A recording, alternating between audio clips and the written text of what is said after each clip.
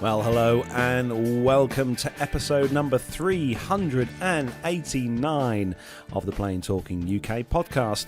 In this week's show, Ryanair have issues with tugging, the Russians deliberately fly into volcanic ash, one airline is offering mystery flights out of a vending machine, and we find out which airport in the UK is the most haunted.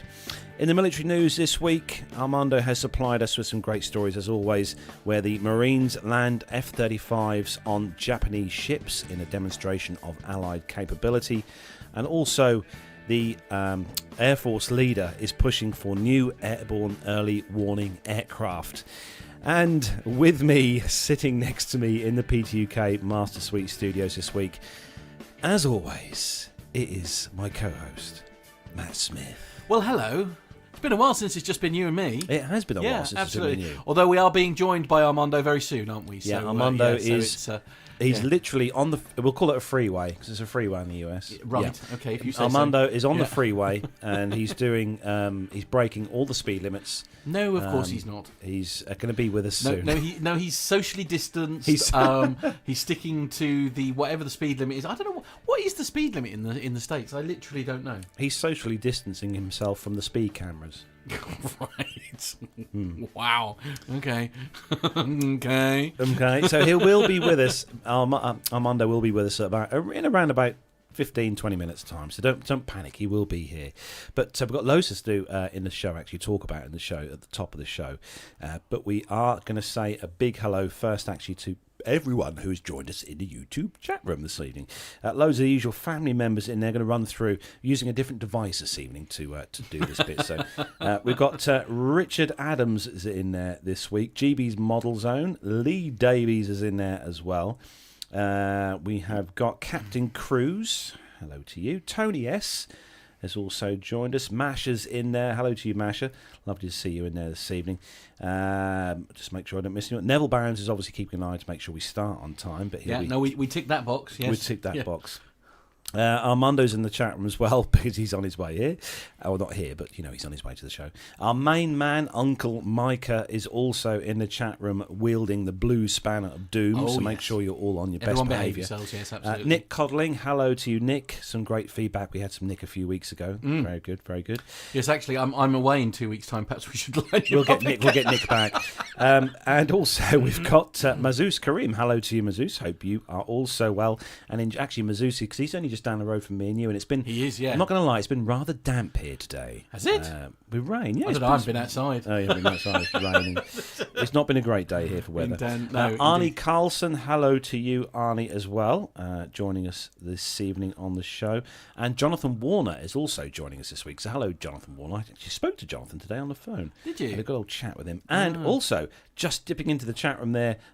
literally about 1 minute ago, Tanya is also in the chat room. Hello to you, Tanya. Uncle Micah is saying that apparently it varies from state to state, by the way, anywhere between 55 miles an hour and 80 miles an hour. On the East Coast, it's usually between 60 and 65 miles an hour. There you go. There you go. Now we know. Now we know. So a big thanks to all of you for joining us in the YouTube chat room this evening. Don't forget as well, if you are listening to this podcast as an audio podcast, which I do heavily myself, lots of other podcasts of aviation descriptions. Don't forget to hit that subscribe button and the bell icon, which is right next door to be notified when we're live and recording brand new shiny episodes like this. And we will just say we have missed you. We did miss you all last week because obviously we were all literally all doing something. Yes, this is literally a perfect storm last week, which essentially meant that there was... Well, the biggest problem was there was nobody available to operate the studio. That was essentially what the hiccup was there. Because I was in the Cotswolds and I haven't quite mastered the whole remote operating of the studio yet. That's a work in progress. Myself and John are working heavily on that to get that issue resolved. But couldn't quite pull it together. So there we are. That's the first time. We were all having fun, Lee. I won't lie. I was in the Cotswolds in my caravan having a really nice time. Me and the new star of Park Radio, Alfie, were having a lovely time in the caravan down up in the Cotswolds, which is a long old journey for us. So it was about 5 hours with the caravan on. Were you on a caravan site? Of sorts. It listed itself as a caravan site. You're going to say it was a field. It was basically a field where they and I'm not even joking when I say this, and they ran power cables out from the house to the vans in order for you to hook up, which sounds horrendous, but actually did you have was an really nice. LSAN point? What? An LSAN point. And you no call yourself idea. a caravanner? I have no idea. And you what don't know that what an is. LSAN No, point is? What's that? No. It's the place where you empty your... your refuse yes. thing, right? Okay, no, is the thing. So I had to bring that home with me and do it when I got back here. I just thought I'd ask, random questions. Right, okay, that was unexpected. How was the weather? The weather actually was not bad. A couple of days were really nice, but there was a lot of rain. And before I went, my caravan had developed a bit of a leak, and we'd worked quite hard to get the leak solved. And I'm delighted to say that it worked. So it was lovely and dry. Thank goodness for that. Hello to Puebla Champ, who's just joined us in the chat room from Mexico. Oh wow! Hello. Blimey. We are global. Global, absolutely. And Jenny just popped in the chat room. Hello to you, well. Jenny. Yeah, Hello. there we go. Right, okay. But let's. yes, so we've got lots to get on. Armando's joining us shortly. Isn't Armando's joining us shortly. Now I've got a rant to get off my chest first. Oh no! Because as you know, last get week. comfort. If you haven't got a beverage, go and get one. If you haven't got a beverage, yes, exactly. last week, as you all know, I'm going to do a pip. I went. This will add to it. This will add to the. Last week, I was in Malta, doing a few family-related things, and it was very good. It's a lovely week in Malta. Anyway, my rant is about Stansted, London Stansted. Now, casting minds back to last Tuesday morning when I arrived at Stansted for my flight with Jet2 to Lucca Airport, and we already had our pre-printed boarding tickets with the little barcodey thing on, and you go into Stansted. And you put your barcode on the little reader thing. The gates open up, and you walk through. Into security you go. Exactly. You walk into security. So you walk into security where you go to where the little X-ray scanners are, and the doors that beep when your pockets are full of watches and money and stuff. You've been fleecing the people in the exactly, departure. I know. Right, yeah, okay. So here we go. For the chat room here, a little chat room security bingo. So out of 22, right, security checkpoints. Now, bear in mind there was 8 or 9 flights that were going out that morning, around the time that we were flying out as well from Stansted. Out of 22 security checkpoints, how many do you think London Stansted had open last Tuesday morning? Out of 22. Right. Let's see who gets it right from the chat room. Okay. Let's have a look. But anyway, so we were queuing up for quite a long time in this queue. And there was 3 of you travelling, There was 3 of us travelling. We all got split up. So there's me, my father and my uncle. And we were all split up. All the points are coming in here. Right. So Mash has gone with 2. Jonathan Warner's gone with 2. Lee Davis has said 0. Very good, Lee. Rich Adams said 2. Arnie's being really generous, saying 3. Oh. And Tony S is saying 2. Well, I can tell you that out of 22 security checkpoints at Stansted, there were 2 open that morning, and things degraded quite quickly. And people were getting rather frustrated, I'm not going to lie, especially because a lot of people were flying out around the same time as us, which was 8 a.m. Anyway, so I watched a couple duck under the barriers in front of me and scoot through the fast security check lane. So I said, excuse me, I said, how did you do that? She said, just go on the website, you can book a ticket now, it's £7. And you can go straight through this fast track. So with the queue of around about. So was there the 2 the 2 checkpoints, for want of a better word, were just in what I call like the cattle class area? Yes, right, yeah. Okay. And they had one dedicated one which was just for the fast track. Priority board, yeah, okay. So I went on to on the London Stansted website and went to the security fast track. Tony says they obviously didn't get the memo. Exactly, Tony. Exactly, Tony. And I literally paid my £7. Yeah. And got the email through straight away. Okay. Ducked under the barrier, jumped the queue, held my phone up to a guy who was looking rather frustrated. Yeah, the staff. Imagine. Yeah.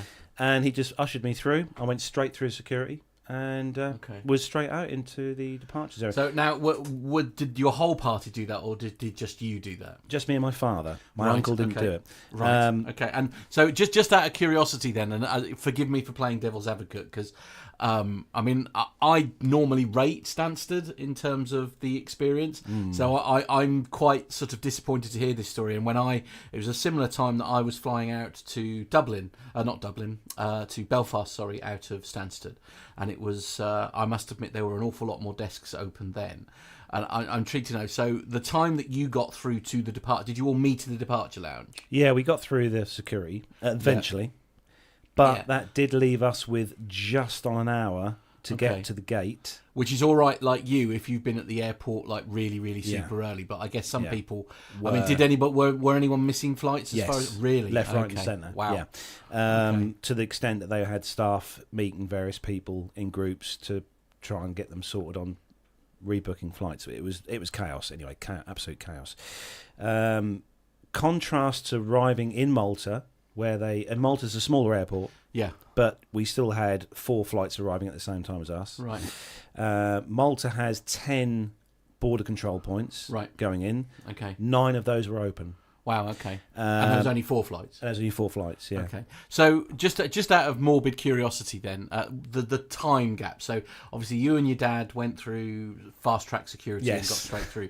How long was it before? Half an hour. Really? Yes. Okay. All right.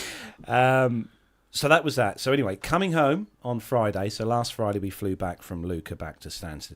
Again, going through Lucca, and I'm not being biased here just because I love the place, but Lucca Airport again has a bank of 10 security checkpoints with the scanners and the doors and the beepy things and stuff. Right. And they were all open. Every single one was open. So it was flowing through. There was no wait. You just walk straight through. Arrive at Stansted... Mm-hmm. Okay, after 3-hour flight, just under 3 hours. Yeah. And we got straight to the gate and got off the aircraft, had a chat with the crew, as I always do every time. And we get to Stansted. And before we got off the plane, the Jet2 staff said, could everyone please head to the E-gates? Right, so the electronic gates. The electronic gates. Yeah, okay. And at Stansted, they have 30 E-gates. Oh, okay, right. That's quite a lot, isn't it? Yeah, it is a lot. Yeah, 30 E-gates. Now, how many E-gates out of 30... Now, bear in mind, there were 3 flights landed at the same time as us. There was an EasyJet, a Jet2, which we were, and a Ryanair flight. And they were all, our flight was full, and I assume that the other 2 flights were fairly full. Right, okay. So we're talking in and around, 3.5, 400 people, thereabouts. So out of 30 E-gates, how many do you think were actually open, actually switched on? Bear in mind, they don't need staff technically to run an E-gate. No, although you do need one agent to oversee the sort of thing. I'm gonna guess. Again, based on what you're saying, I'm going to guess that the amount of gates open depended essentially on how many staff they had available in terms of manning it, because you can probably only have, I don't know what the ratio is, perhaps you can only have 1 member of staff to 3 gates or something like that.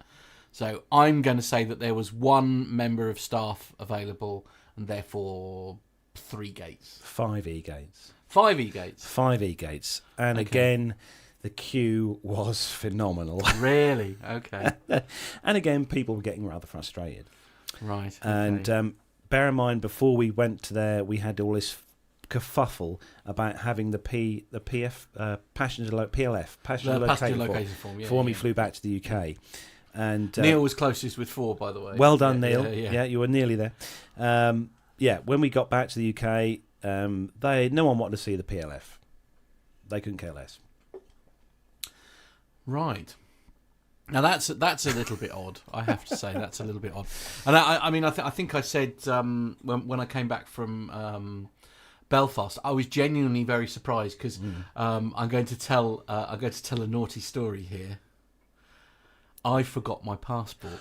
Oh, blimey! I did the classic, and we turned round at. So we'd left in good time, thank goodness. We'd left in good time, and I turned round at Roy Humphreys. That's how far we got before I realised that I hadn't got my passport. We turned around and went back and picked it up. And we went through all that, and because we were picking my uncle up as well, that was the worst bit. It wasn't just me and my mum that were being held up by this, as I say. And I did the classic where I forgot my passport. Oh, blimey! It was let's put it this way: I wasn't popular, so I went back and picked it up. Anyway, it's the most efficient I've ever driven. Let's put it that way. It's the most efficient I've ever driven. And when I got there was not a single person asked to see my passport. Oh, blimey. The passport was in my pocket for both legs the whole time, and at no point did anybody ask to see it. Now, I know because we were flying into Belfast, obviously it's technically a domestic flight, because it is still the UK of sorts, isn't it? It's Northern Ireland and all that kind of thing.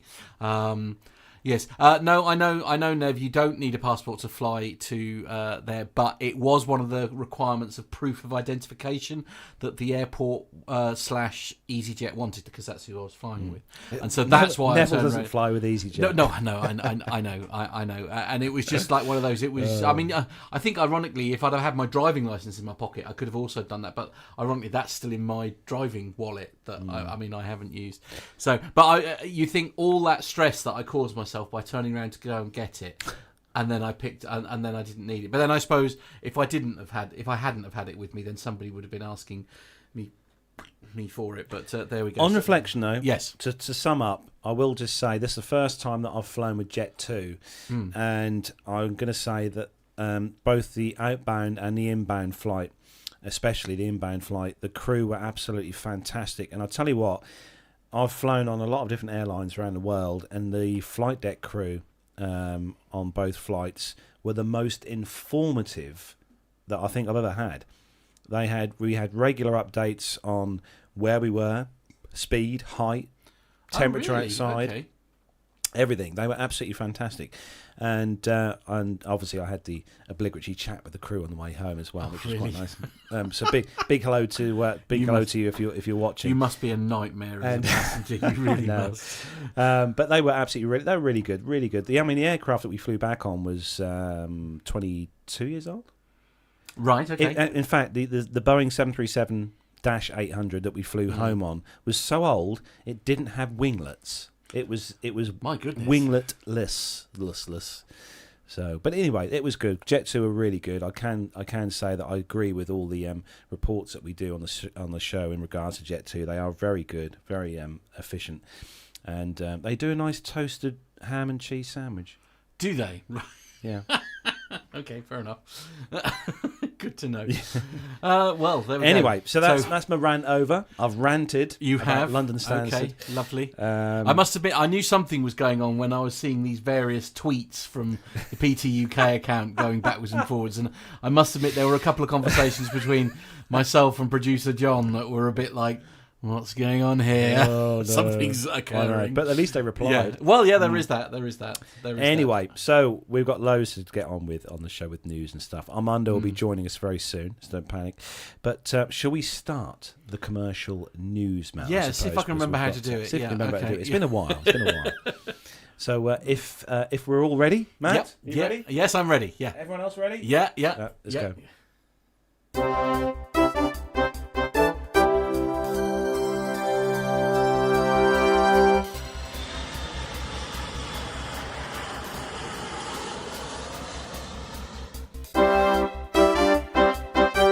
So, kicking off this week's first news story, this one's on Flight Global, and this is a story actually regarding volcanic ash, because we've had a few stories in the past about aircraft flying through ash. It's not very good for engines, but... Sorry, I got to interrupt. Neil Lamworth said, bring on Jet 2. Did you have your complimentary in-flight fight? No, there was no fighting on board. Sorry. Okay, carry on. Just the crew trying to stop me from entering the flight. Oh, right. Yeah. This story is Flight Global, and the Russians have built this new engine to go on their MC-21 aircraft, the PD-14. So the Russia's United Engine has conducted volcanic ash ingestion tests of the Aviation PD-14 power plant for the Irkut MC-21. State technology firm Rostec says the tests using ash from the Shuvloch volcano in eastern Kamchatka are the first to have been carried out for a Russian-built engine. Testing the hot section of the engine was carried out as part of the European Union Aviation Safety Agency validation of the PD-14's type certificate, though the Central Institute of Aviation Motors, and the test showed that the aircraft's flight through the volcanic ash cloud did not result in undesirable consequences for the power plant, they said. Performance of the engine was not compromised, even with this aggressive environment, and the Rostec Aviation Cluster Industrial Director Anatoly Serodorkov said the PD-14's thrust after 1 hour in the presence of ash practically did not decrease. After the bench testing, the engine sections were dismantled for inspection, and Sordrukov says the absence of findings confirms the safety of operation during flight through ash or dust storms. Avicatel has used the analysis to draw up maintenance records and recommendations for the PD-14 equipped aircraft exposed to such conditions. Now, it's always interesting, actually, when they do a test like this to deliberately fly through an ash cloud and try and destroy an engine. But I think it's one of those test flights that you'd rather not be on. Well, no, and then, of course, obviously it's under test conditions as well, isn't it? So there won't have been anyone other than flight engineers and goodness knows what else on there. I mean, this is the only problem with this story is like we know that in the main, flying through an ash cloud is not going to do any real harm to any aircraft and or engine. But there is always going to be, all it takes is a slightly larger piece, doesn't it? This is the thing. I mean, there are so many variables in a volcanic explosion that could dramatically change, the safety conditions of flying through it. Yeah. And I think that's more the issue. I mean, I don't think, all engines will sustain a little bit of ingestion of something, won't they? I mean, a lot of engines can happily ingest a bird. And, well, we've seen indeed, seen the videos on YouTube. Indeed, make a bit of a mess, but other than that, it's still okay. But that's not the issue, is it? It's that 1% or that whatever the percent, 0.001%, that is the reason why you avoid the area at all costs. One of the things that made me laugh about this story actually is because it's obviously a Russian-built aircraft and a Russian engine as well, and we all know from looking at the Russian-built aircraft like the Antonovs and the big cargo aircraft, the 224, and all those Russian-built aircraft are normally built like tanks. When they build these aircraft, I mean, some of the bombers and the reconnaissance aircraft that the Russian Air Force use are older than me and you. Yeah, but are they not? I mean, but surely the overall makeup is not really that dissimilar to, say, like a Boeing 74 or a 78, for example. I mean, surely they're still made of the same sort of stuff. It's just when you see them, they've just been going for so long. I mean, they may leave massive black plumes of smoke behind them all the time, but not fantastic for the environment. Not fantastic, no, but indeed. they are good. Okay. Anyway, running on chip next fat, story, that sort of thing. Yeah. Ryanair story for you, Matt. Next, okay. And. This is great. There's some pictures to go with this that Matt will pop up after the story, but it's only a short bit. So. Okay, yeah, so a very short story, this one. And the headline is Ryanair Boeing's 737-800 severely damaged during tugging at the maintenance apron of a London Stansted Airport. A Ryanair Boeing 737-800, registration Echo India Delta Whiskey India, was severely damaged during tugging at the maintenance apron of London Stansted Airport in the UK. Parts of the lower belly were ripped off when the tug wedged itself underneath the aircraft. Nobody was injured during the mishap, and it was reported that heavy rainfall caused the tug and subsequently the aircraft to start sliding/slipping. Now, that's not a fantastic story, is it? Let's be honest. So let's take a quick look at these photos. Amazing. Here. Obviously, the links to this will be in the show notes. So if you're listening to the audio version of the show, you'll be able to take a look at the pictures as credit well. These photos to Ivan Castro Palacios, who put these on Twitter. Absolutely. Now, that's wedged quite severely under there, isn't it? That's not. That's not so. Describe these pictures. I mean, so you've got your pushback tug, and which normally sits underneath the front gear, and it's almost like he's sort of driven into the gear but not stopped, and just wedged the front cab of the tug truck literally underneath the aircraft, and it's caused. Yeah, I mean, now we're looking at a photo here that's punched quite a hole in the underbelly. Now, would you say that's the front quarter of the Well, it's near the static port, which is on that little round disc. There's a static port on that side. What's the static port for? Just to do with the instruments on the flight. Oh, okay, cool, right, yeah. But it's a big hole. I mean, not only that. Oh my God, blimey, that picture there that Matt's put on the screen. I mean, there's a big hole, and then there's another hole behind absolutely. that. I mean, they'll be repaired. There's no doubt about it. They'll repair this. I mean, presumably it's just a sort of like pop rivet, sort of cut out the bad bit, put in a new bit, repop it in, and the problem is when they repair these, they have to be quite rigorously retested and certified to fly again. But I mean, presumably that it's worth doing that though. Otherwise, they. You know, it's not something like that which might write off yours or my car. Obviously, wouldn't write off an aircraft. No, I mean, I don't think they'll write it off, but there's going to be one heck of an insurance. Do we know how old it is, that particular aircraft? I didn't actually look at what Whiskey India was. I'd imagine it's within 10-year-old. It might be younger than that. Okay, right. One of the chat room will have a look. Echo India Delta Whiskey India. Fair enough. Somebody get on that, please. Oh, built in 2007. Oh, built in 2000. Wow. Oh, thank you, Captain Cruise. So is it? My goodness, a few years old then. Yeah. It's a few years old, but I think they will repair. I don't think they'll write it off. Not for. Yeah. I'll be surprised if they read it. Well, of course it might. I mean, we don't know what's on the interior on those, but of course they might. They might have just updated it to the new Boeing. Is it the Skyliner or whatever it is? Oh, Sky Interior. The Sky Interior or whatever it is. Yeah. So they may well have done that, but let's be fair here. Ryanair have got about 10 million 737-800s, and they're not going to probably miss one of these. No, that's true. I can confirm we're now coming up to story 3, which is Armando's story, and I'd like to welcome onto the show. Yeah, all right, hang on, get your kids. It's not that efficient. Matt's now bringing him on the Zoom call here, but would like to welcome onto the show. He's joining us all the way over from the glorious US of A. in Charlotte. So as soon as he's going to fire his microphone up and join us. That's it. Just throw him straight under the bus. No messing. Like there's no need for that talk. I mean, we haven't had a chance to see what in an ideal world, Carlos. What would have happened here? We'd have a chat. Is that you would carry on doing the next story while myself and Armando do some testing to make sure everything's okay. He'll be and his glorious. mic's on mute at the moment as well. So his audio will be fantastic. Will it? Okay. All right then. Well, we'll challenge you on that, shall we? Hello, Armando. Hi guys, it's always fantastic, right? From the beginning. It is. You're a bit quiet. Let me just make some alterations here in the studio, and then hopefully Matt's got to turn you up a little bit. There we go. Right, give that a try.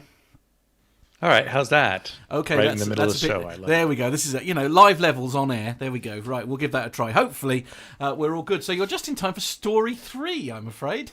All right, this one's from flyingmagazine.com, and I'll tell you what I've been up to after the story. Okay, good plan. Yeah, I like it. This is the Department of Transportation Inspector General's office has actually cited several issues with maintenance at American Airlines. That resulted in some unairworthy aircraft. So according to the report that was released on Sunday, the Inspector General's office was very critical of the FAA's relationship with the airline. Ooh, we saw this with Boeing, didn't we? Yeah. Noting that the agency lacks sufficient oversight to determine whether the airline appropriately identifies, assesses, and mitigates aircraft maintenance risks. According to a statement from the report, it says the FAA's oversight controls are not effective for evaluating if American Airlines safety management system sufficiently assesses and mitigates this risk. I think I just said that. The FAA requires American Airlines to use its SMS to determine the level of risk associated with maintenance non-compliances. So among the issues documented was a jet that flew passengers for 877 days with a broken emergency evacuation slide. What? Ooh, that's not great. That's not good. Oh man, that's not just that the pilots may have not known about it. So Look at me, always defending pilots. Somebody's got to. Somebody's got to. That's what we rely on you to do. There is the rivalry will always continue between ops, maintenance, pilots, and unions. It's the way the world goes round. Yeah. Let's see. In another instance, a jet flew for 1,002 hours with missing engine bushings. That's not good. And improperly installed struts holding the engines in place. The report found that, quote, the FAA inspectors did not routinely or consistently evaluate whether the carrier adequately or effectively assessed and rated these risks, in part because the FAA did not provide its inspectors with comprehensive training and tools for overseeing and evaluating the carrier's safety management systems. Well, there you go. This is, I'm going to jump in here and say that, do you remember when the MAX crashes first happened? Yeah. We learned of this unique relationship between the FAA and either manufacturers or airlines. Sometimes these relationships can get a little bit cozy and complacent.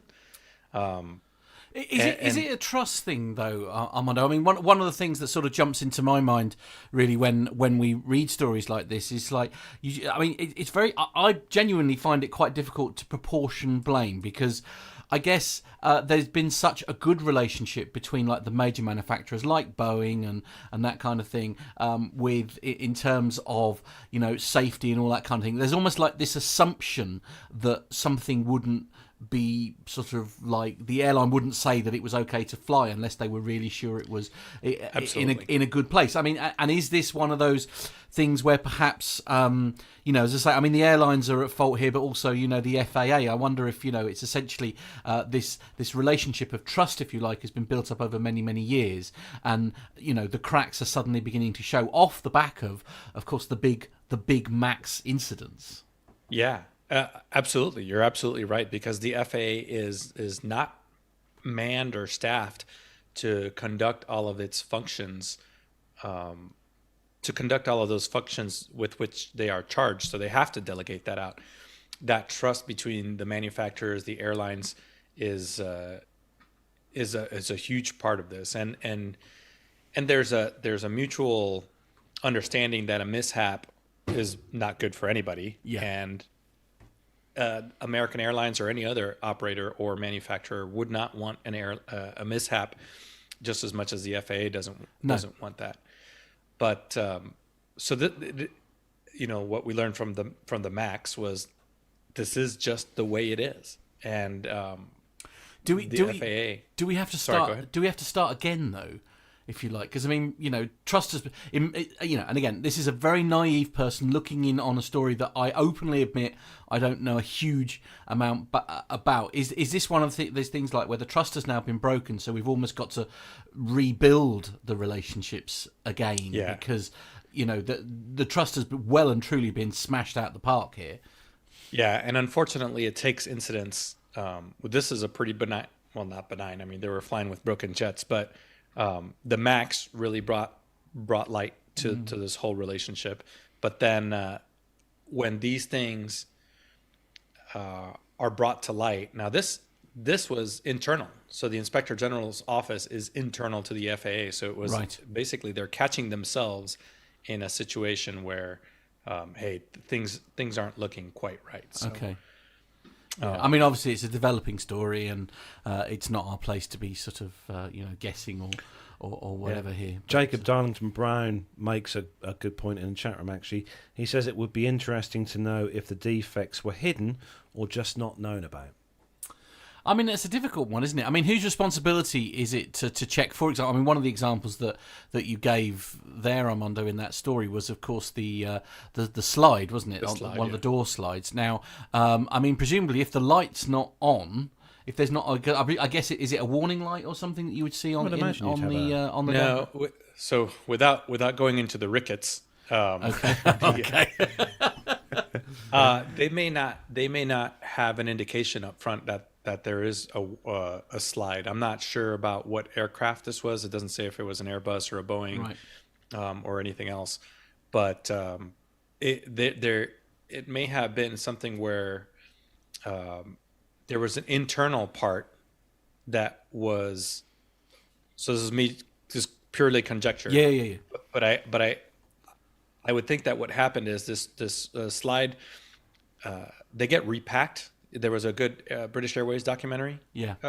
On YouTube now, everything's on YouTube, but about how they repack the slides and do things like that. But I bet you it was repacked with either a broken component or inoperative or just in a defective way that wasn't it wasn't inspected until it wasn't discovered until the next time it was repacked. Re-inspected. I bet you that's what happened. And then that probably started having people dig into, wait a minute, why weren't regular inspections happening, or how did this happen? Where's the quality control process and the repacking? So if it's a team of people, where's the quality control on that? And that probably, it was one of these things that highlights an incident, one little incident, and then and it just starts snowballing. You start digging and digging absolutely. and digging and digging. Yeah. Well, you quite often get that, don't you? I mean, several stories, there'll be use a court case as an example. There'll be this one tiny thing that they're saying about in the court case, and then before you get to the end of the court case, there's like 5 or 6 very serious things that have all gone on there, really, isn't it? Richard Adams in the chat room says he thinks he read somewhere that each repack of a slide costs £20,000. I quite believe it. Pounds. I quite believe it. Blimey. Yeah, it's not. That doesn't surprise you know de-icing, because I just took a check ride today. The ground de-ice, to have that orange type 1 fluid sprayed on your airplane for 5 minutes, that's like $3,000. Oh, I quite believe it. I quite believe it. You don't have a choice. Like you gotta get the ice off. It's a requirement, and and presumably the airport is essentially able to charge its own price for that, because it's not like you can get in a second quote while you're there, is it? I mean, it's like I say the airlines could pay me. I'll go out with a spray can with the old de-ice and. I'm not sure that's going to be effective enough. At least I'll get to see aircraft. Right, okay. I mean, you probably do a very good job of the windscreen. That's but I don't know about the rest of the. Anyway, we're going to leave that story and move on. You've got the next one, Carlos. This one is quite interesting. This is from Al's neck of the wood, Captain Al's. This is at walesonline.co.uk, it's good news actually. Actually, it's good news in the current situation that we're all in across the globe. Emirates announced 6,000 new jobs as airline gears up for surge in travel. Airline group Emirates plans to recruit more than 6,000 staff in the next 6 months as travel restrictions are eased. Additional pilots, cabin crew, engineers, specialists and ground staff will be needed to support the airline's operations across its global network in response to a surge in customer demand. Emirates has already restored 90% of its network and is on track to reach 70% of its pre-pandemic capacity by the end of 2021. The world's largest international airline is supplementing its flight schedules with increased frequencies and is also deploying its high-capacity double-decker A380s aircraft on popular routes to add an extra 165,000 seats.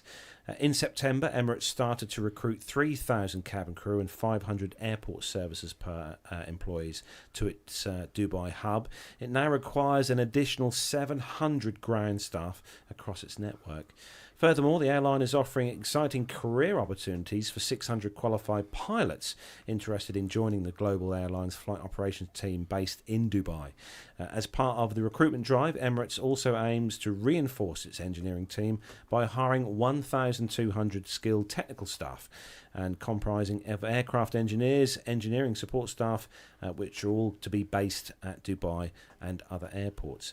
Emirates is the world's largest operator of both the Boeing 777 and A380 aircraft, and its fleet currently comprises of 263 wide-bodied aircraft and has a number of new aircraft on order to meet future demand, including the Airbus A350s, the 787-9s and the Boeing 777X aircraft types. This is great news.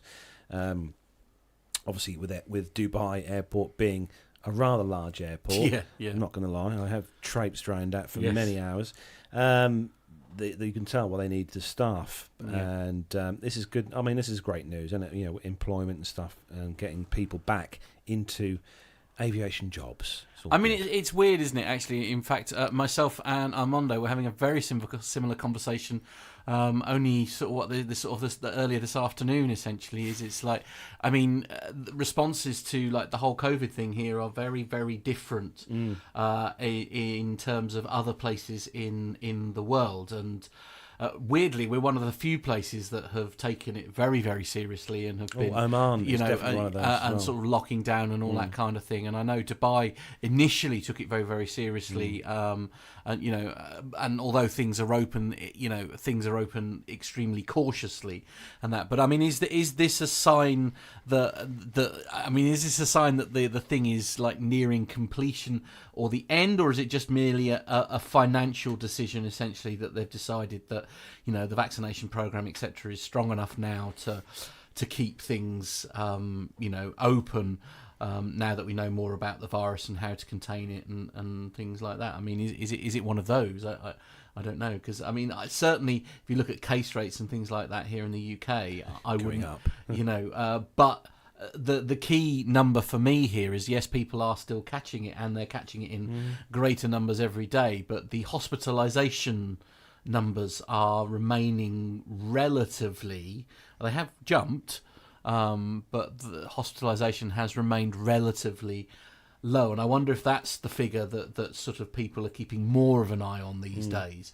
Because obviously if we do get a change in variant, for example, then there could well be a spike of hospitalisations and all that kind of thing. So I wonder if governments, and this is because it's the trouble, isn't it, with governments and things like that, we're never truly told what number it is that they're looking at. Oh no. It's one of those, isn't it? Yeah, Armando's staying very quiet. Unfortunately, the UK government have a habit of exasperating the figures that we get here. Yeah, I mean, but at what point do you've got to sort of, we can't. How are things for you in the US, Armando? I mean, are you guys hiring over there? It depends on who you ask. It depends on where you are. I think there is a shortage of workers. So there, without getting political, because we don't get political on this podcast, but there is one school of thought that says there are so many support structures in place right now due to COVID that people aren't really interested in going back to work. Sorry, my dogs are trying to eat each other, apparently. Oh, fair enough. Everyone's got to have a hobby. in a good way. Or if you're an employer, you are, there's not enough workers to go around, and their hiring is a thing right now. There's a huge hiring boom pretty much everywhere in almost every industry. But as Matt and I were talking about this morning, there's plenty of places here in the U.S. where you wouldn't even know that there was a thing. COVID was a thing. So. No, and again, I mean, I've been to London. There are large parts of London, to be honest with you, where it literally you wouldn't think that there'd been anything that had been going on. So I mean, I don't think you're alone in terms of that. But actually, I won't say their name, but somebody in the chat room I know has recently had it. And so they're probably the best person to talk to in terms of how you feel off the back of it and things like that. But I'll tell you what. Malta took it very seriously. They did, yeah. They locked down for a long time, didn't they? Yeah. And they still are. Yeah, absolutely. I don't know, but as I say, is this a response, obviously, to the whole? This is more of a response, isn't it, to accepting that? I think only the very night, and perhaps I'm speaking out of turn. I apologise if I offend anybody by saying this, but I do feel that. I think everybody accepts that we can't continue to keep locking down like we have been. Very true. Life, whatever the new normal is, we've just got to basically, almost grab it by the balls and go nuts. It's one of those sort of difficult situations, isn't it? And I just hope that because the vaccinations do seem to be working, and I've now been off of my third jab, which is very exciting. So things are going really well as far as that's concerned. I don't know. I mean, I guess we could talk about this for hours. We could do, but the next story is amazing. He's opened his microphone. I was a bit. Did you have any final words before we move on? No. Okay. So moving on to the next story for Matt, and we're going over to Japan for this next one to an interesting way of. If you've thrown me under the bus here No, with not loads at of all. names I can't pronounce, I'm going to Not at all. to throw sharp objects at you. Right, much of the fun has been stripped out of travel over the last year, with widespread restrictions and numerous hoops to jump through for admin-weary travellers. This is the Japanese carrier Peach Aviation is stocking flights to unknown destinations in vending machines. But one airline is attempting to re-inject some frivolity with its new mystery flights, which are being sold in vending machines. Japanese carrier Peach Aviation is stocking flights to unknown destinations in Gachapon, the country's capsule vending machines that hold a variety of unusual objects such as toy figurines, hand sanitizer, and certified pearls. Wow. All mystery flights are for domestic destinations in Japan, departing from Tokyo's Narita Airport, and capsules cost just 5,000 yen. That's 32 quid. Travellers won't know where they're going until after they've purchased their capsule, in which they will receive a code that gives them 6,000 yen's worth of mileage points that can be used to travel to a certain destination. Inside the capsule, there's also a pin badge and a mission they can choose to complete once in their destination. This is honestly. I kind of like it though. I like that. I mean, would you be up for a mystery tour, Armando? Well, I think that's what I did in Europe when I lived over there. It was yeah. On Wednesday, when I lived in the UK, on Wednesday I would log on to both Ryanair and EasyJet and Flybe Right. and find whatever the lowest fare was for that weekend Wow, for the next okay. day. Right. So, and then sometimes I was departing out of Norwich, out of Southend, out of Stansted. Sorry, I missed your rant on Stansted. Sometimes out of Luton. You can rewatch it. Yeah. So, that's exactly what I would do is take off on Friday afternoon after work, unless it was Luton, and then it took me 4 hours to get there. Right, even though it was or only you just not go. 50 miles, yeah. yeah. But then get to a destination and figure it all out from there. You know, no hotels, no rental cars, no nothing. And then all you had was a ticket there and a ticket back on Sunday. I love that kind of adventure. I'm totally up for it. Yeah. It is interesting to have. It's a great sales thing, though, isn't it? If you want to, get rid of some flights or fill some bums in some sites, in flights to fill up the plane, stick a vending machine in an airport and say, "Hey, I'll stick 32 quid in here, and you can get a flight to somewhere. Don't know where. You get a flight to somewhere." I'll tell you what. I mean, that is £18 more than it costs on Ryanair to go to True. Dubrovnik. That is very true. Do you know what? Katie doesn't miss a thing, does she, in the chat room? Have you noticed that sat on the windowsill has actually been my little tub of the Vicks Vapor Rub, which is what's been keeping me going this last 2 weeks with a cold that I've had. So I'm going to have to stop. Can we get this blind up, please, so that I can hide stuff? I need to get that. I need to get that blinking blind done. I know nobody. In fact, you could just see it. Look, if I go that side, you could just see there. Look. The top of the new blind, just above the chair. I will make it my mission to get that blind up before next Friday's show. Very good. Okay. Speaking of the chat room, I saw there was a new name in there, Dennis from Mexico. Yeah. Yes. So Yeah, hello absolutely. to Dennis. Yeah. I love that our worldwide listenership is starting to make it over to YouTube to be part of the show. Before we move on to the next story, Hola, Dennis. Matt, Oh, how is that cherry? It is most adequate. Thank you. Is it nice? Yes, it's actually quite nice. So yes, I think before we started the show here, Carlos had brought me a tin of Cherry Baby Cherry Lager. Now, I suspect he chose the colour specifically for me but it's. I have to say, I'm not nice? normally a lager fan, but this is Okay. Yeah, I've had like the cherry sort of ciders and things like that. Obviously, always drink responsibly, ladies and gentlemen. Always That is drink that. Yeah, responsibly. We don't condone. Always a drinking. podcast. Podcast responsibly, man. podcast responsibly. That's what we should be doing. I'm on Corona today. Good old Corona. Good old. From Oh, Mexico. dear. Keep that Oh, Corona dear. away. Keep the Rona away. Absolutely. Have you had your jabs? That's the question.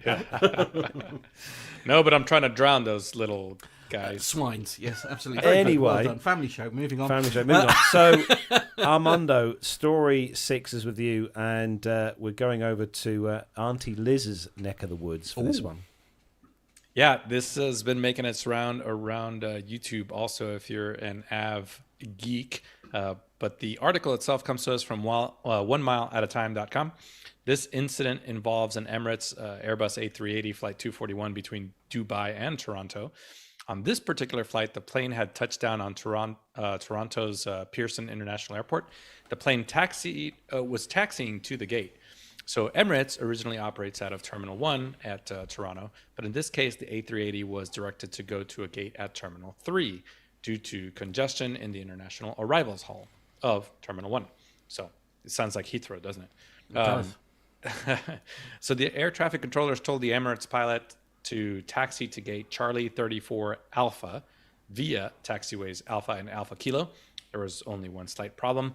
The pilots weren't expecting to park at that gate. The paperwork that they had showed that the A380 was too big to park there and that the A380 couldn't taxi on some of those taxiways. And I think Captain Nick has talked about this quite a bit over on APG, but at this point, the pilots and the air traffic control get into a bit of a tizzy. So I think we've got some audio courtesy of Vaz Aviation, who do amazing work.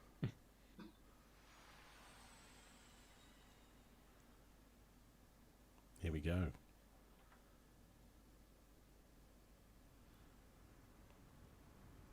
You can just hear the A380. Charlie 34. Okay. Just to confirm, our Airbus 380-800, I don't think we can use Alpha Kilo. I'm Charlie 34, it's not Tower Gate, Emirates 241. Believe Charlie 34 is okay for your type.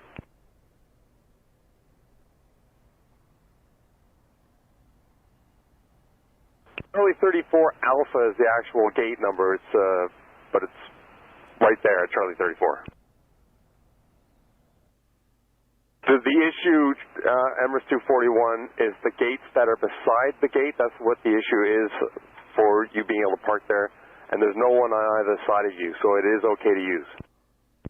Okay, can we have again the clearance for the taxi all the way to the gate, please? Straight ahead, cross runway 33 right, Alpha, hold short Alpha Kilo. All right, I've flown into Toronto many, many times with the 380. I've never parked at the Charlie gates. My paperwork shows that the taxiways in that direction are all red for us, not approved. The Charlie gate is not approved for us. And we're going to need follow me. We're going to need wing walkers if you want us to park over there. Emirates 241, I don't know what to tell you. I'm going to get you a phone number you can call yourself because I don't know what else to tell you. Wow. It's perfectly adequate and I can't speak for your paperwork, but I'll get you a phone number. You can call them. I can pass you over to Apron as well. You can talk to them. That's all I can do for you. As far as wing walkers and the follow me vehicle that gets to Charlie 34, that's another thing we're going to have to go through the GTA for. But just stand by, hold your position, and I'll get you a phone number. Yeah, well, I'm not calling anybody from here. Park break is going to be set. You will have to arrange a follow me and wing walkers because my paperwork shows this is all red taxiways. Once I enter at Alpha Kilo there, and I can't take the plane there until I have confirmation that it's okay to go. Yeah, I've got a NOTAM that Alpha, between Alpha Lima and Alpha Kilo, is restricted to a smaller wingspan than we've got. So is that NOTAM no longer apply, or have I misread it? From what I understand, you guys are good down Alpha towards Alpha Kilo, and you restrict taxiway Bravo to a code C. Wow. Yeah, we've got that, but there's also a NOTAM. Oh, sorry, we've misread the time. I apologize. Oh. Hello, it's Emirates 241 Super. Emirates 241 Super, Apron. Okay, we have been told to enter Alpha Kilo and then go to Charlie 34. All our paperwork has red taxiways to the left of Alpha Kilo, and Charlie 34 is a red restricted gate for this aircraft. We have no guidance. So if you want us to park there, we're going to need a wing walkers for the aircraft, I suppose. Emirates 241 Super, that has already been arranged. You will be parking on Charlie 34 Alpha, which is a 380 only gate. And I do have safety officers and wing walkers readily available, and if you need a follow-me vehicle, I can have that arranged as well. Well, follow me I probably don't need, but I will need the wing walkers. And, yeah, I guess we'll have to talk to our company about changing some paperwork, because everything I've got says that's not approved for 380. But, okay, just confirm you'd like us to continue along Alpha, enter at Alpha Kilo, and then you will have somebody to guide us in watching our wings to the gate. That is correct. You can continue down Alpha in Alpha Kilo, and I do have safety officers on the corridors ready for you to arrive there. Very good. Understood. Thank you. As I said, I've been to Toronto many times. It's the first time I've ever parked here, so sorry for the confusion, but we just got to be careful what we do with this big bird. No, absolutely, we understand. And I guess today is day one for us as well to have you guys over there, and I think they're just doing it because of congestion for international arrivals. Okay, that's fine. We're on our way. I mean that's a really cool piece of audio, actually. Isn't It is very good, yeah. Indeed. What are your take out or thoughts on that, Armando? The the way Pearson is set up, that's what I was looking at, the taxi diagram. So there's 3 east-west runways, 2 north-south runways. All the terminals are on the east side of, except for one, but all the terminals are on the east side of the airfield. And there's really not a lot of taxi. They're all parallel to each other, north-south, and they seem to be pretty tightly together, which was his concern, that the wingspan was too wide to taxi down those without potential obstacles. Those obstacles may not actually be other airplanes. It could be the engines being so far out that there are structures, with their windsocks, lights, antennas, any kind of service facility. So it's not necessarily that other airplanes can. See, now I'm absolutely with the crew here, the aircraft crew here, because it's just like, they've got a piece of paper. At the end of the day, the person sat in the left seat of that A380 is the one responsible for the well-being of that aircraft. And they are responsible for that ridiculously expensive airplane that isn't owned by them; it's owned by someone else, and they've got to take responsibility for that. I mean, it's just like, I mean, for me, the thing that was most interesting there was that sudden change in attitude by ground control. Well, here's what I mean. This is here's the other part: is the ground controller is very busy. Yeah. So as airplanes are landing, they're still doing 60 knots and coming off the high speeds. They cross the little yellow lines, and then immediately they're talking to ground, and the ground controller on that frequency is responsible for all of the terminals and all of the airplanes. So he doesn't really have the time to have this extended discourse about, like, I'm with everybody here. He's like, I don't know what to do about your paperwork. I was given a piece of paper. We know that that's an A380 gate. I'm sending you there. I know it's non-standard. That's not the ground controller's job. So should he have gotten that testy about it? I don't know. But I sympathize with him in that he's a very busy person. There's a lot going on, and he hasn't got time for that conversation, essentially, has he really? Exactly, which he did exactly what he needed to do, which is, hey, this is not my problem. Now he's thinking, where do I park an A380 that's out of the way until this gets sorted out? Yeah, absolutely. Yeah. Right? Indeed. And then it all got sorted out with the apron or the ramp control. Yeah. But yeah, it's an interesting. It is. It's a fascinating bit of audio. Actually, yeah. It really is. Yeah, absolutely. And well handled in the end. I think is the best. Just one last comment from Tony S in the chat room. He says, "I can just imagine what the exchange would have been like if that had happened at JFK." Oh yeah. Can you imagine the cultural differences between the Emirates pilots and a JFK ground controller? Okay. Yes. Frosty. is a word, isn't it? Anyway, come on, we better move on. Next story is number 7. This is comes to us from airlinegeeks.com. And for those of you who are fans of those lovely, beautiful lounges at airports but can't quite get to them because you're not a business or first class passenger like Nev, this is EasyJet are opening their first lounge at London Gatwick, so we can all have a chance at a lounge now. So one of the pillars of the low-cost airline concept, the one developed first by Southwest Airlines in the 60s and 70s, was the absence of frills and supplementary services in order to keep costs low and pass on the savings to passengers in the way of lower fares. However, especially during the past couple of decades, we've seen airlines that were born as low-cost or no-frills carriers hybridise to become more and more similar to traditional or full-service carriers. These airlines have traditionally offered services that are intended to increase passenger satisfaction and potential revenue streams. Last week, European low-cost airline EasyJet took another step towards what could be described as hybridisation by opening up its first lounge at their main hub at London Gatwick Airport. So in cooperation with lounge operator Number One Lounges, the carrier opened the Gateway by EasyJet at Number One Lounges. This is the first ever airport co-branded lounge created by the partnership between a budget airline and a lounge operator.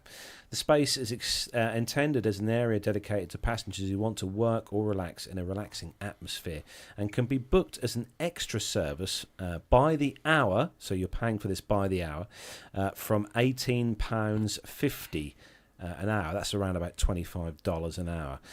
The undertaking is part of EasyJet's partnership with British travel company Holiday Extras, and it's possible for all passengers to book the lounge online in increments of 1 hour up to a maximum of 3 hours. Wow. The space will also be accessible to members of the Priority Pass programme who my fingers just jumped here, who will be able to use services of the lounge starting from 3 hours before the departure of their flight. Complimentary food and drinks will be available to all guests together with a selection of dishes inspired by destinations served by EasyJet from London Gatwick. There'll be free Wi-Fi as well. I mean, who uses that these days? Everyone's got 4G. As well as some armchairs for relaxation with refreshments, and families will also be able to enjoy a games room and a TV den. Sounds quite good. At the moment, EasyJet is not planning on providing lounge access to passengers purchasing their flexi fares, so bear that in mind if you're purchasing on flexi fare.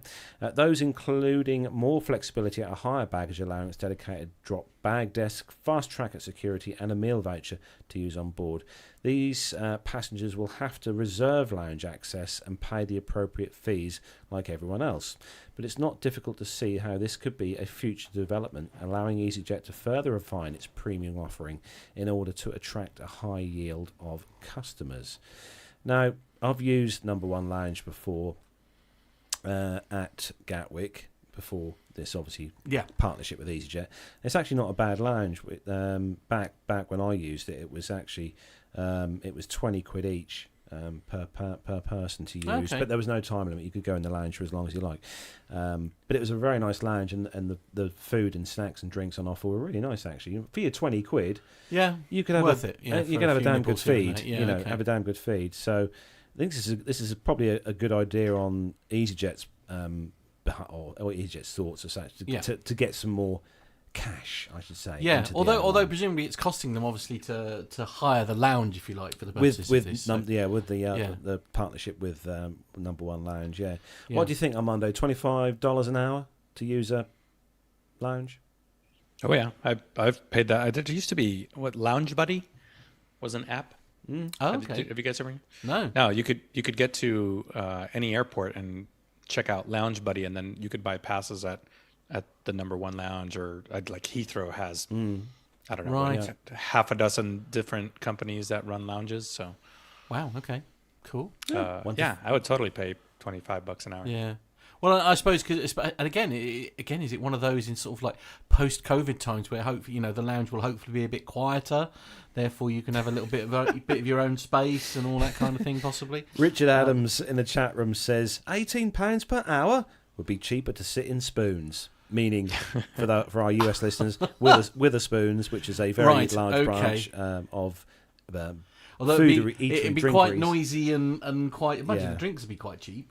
Yeah, spoons. You could get an awful lot of ciders for that 20-something or other pound an hour. You could actually, you could indeed. Yeah. Anyway, okay, let's go. So, Matt, number 8, a special Halloween story. Right. Yes. Okay. This is. Sorry. Oh dear.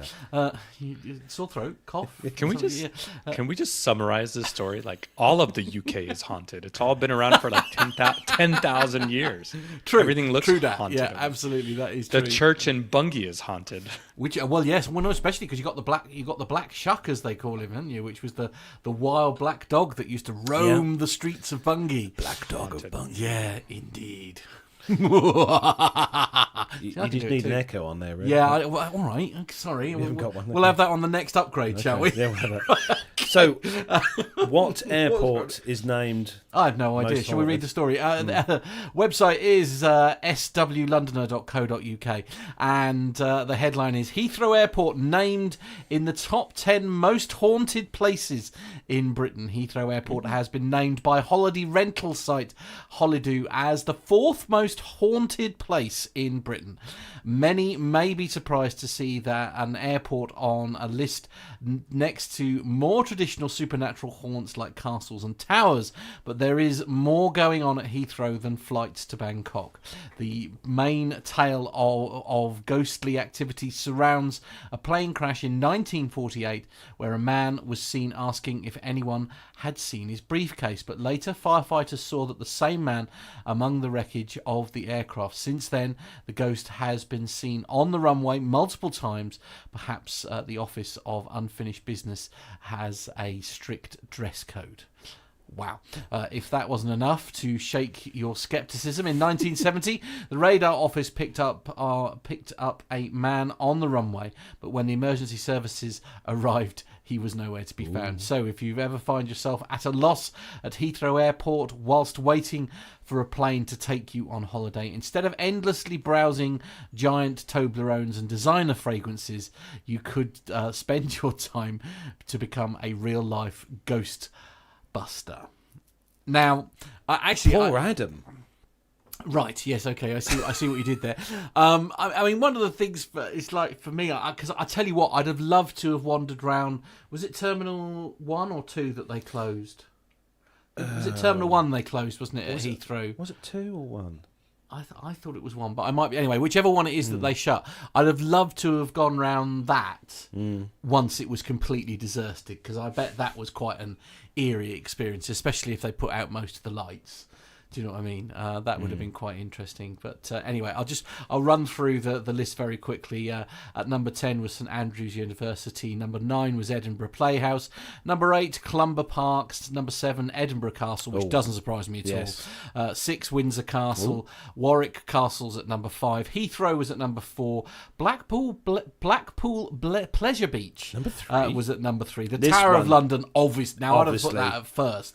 But apparently top spot here in the UK is the British Museum. That's probably because of all of the very, very old artefacts that are lying around there. But there we go. There is a lot of history at Heathrow. There is a lot of history. Armando, you have got the next story, and we're all about the friendly fuels. All right, bringing it back over to the States from media.textron.aviation.com. That's a very good American accent you have there, It's a by good the way. American accent, It's Armando. really believable. Yeah. Hey, thanks. I've been practicing. Cessna and Textron Aviation just put out a media release not too long ago saying that Textron Aviation is announcing that many Cessna piston-powered aircraft are now approved to utilize a more environmentally friendly aviation gasoline, or avgas as we call it. Owners and operators of the Cessna 172 Skyhawk, 182 Skylane can now use the 91 octane ultra lead. It's ultra low lead. 94 octane and 100 octane very low lead (VLL) fuel in the aircraft wherever it is available. The Cessna 206 turbo stationaire aircraft is already approved for the 100 very low lead. Unleaded and lower leaded fuels burn cleaner than higher leaded fuels currently in use on most piston aircraft. So they're saying that in their statement that they're committed to sustainability. This announcement is an excellent opportunity for aviation enthusiasts to minimize their carbon footprint while continuing to enjoy the journey of flight. That's from Chris Crow, the Vice President of Piston and Utility Sales. We've produced more than 75,000 of these piston aircraft models, and this gives owners and operators around the world a chance to take action in reducing emissions. There you go. All three of these Cessna airplanes use Lycoming engines. Lycoming recently approved this unleaded and lower leaded fuels after a completion of a bunch of tests. But this has been huge. Both AOPA and EAA, the Experimental Aircraft Association, amongst the others like the GAMA, General Aviation Manufacturers Association, they know that the end is near for 100 low lead fuel or leaded fuel in general. So they have been, over the past couple of years, seeking out alternative fuels, or at least low or no lead fuels. But I don't know. I'm guessing they're not going to be able to put these sorts of fuels in a 1967 Cessna 150. Armando. Well, you never know.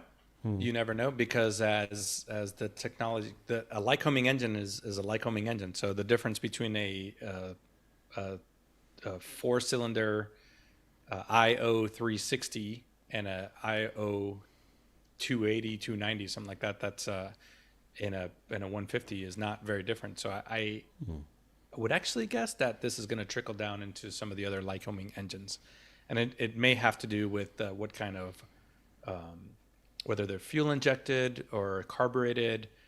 I'd have to dig in a little bit into the actual releases to see.